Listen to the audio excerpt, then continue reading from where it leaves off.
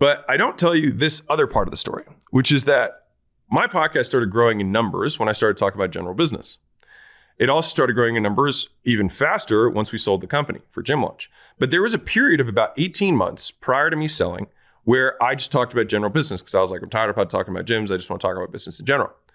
During that period of time, our organic sales went to basically zero.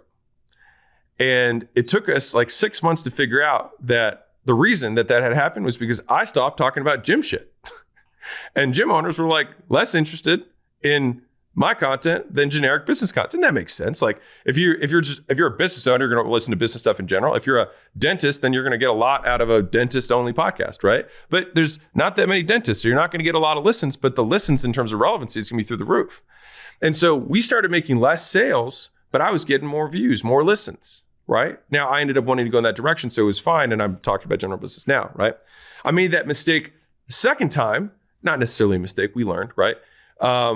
3 to 6 months ago, we were like, let's experiment with some wider content. And by experimenting with wider content, we sure as hell got more views, more a bunch of other vanity metrics.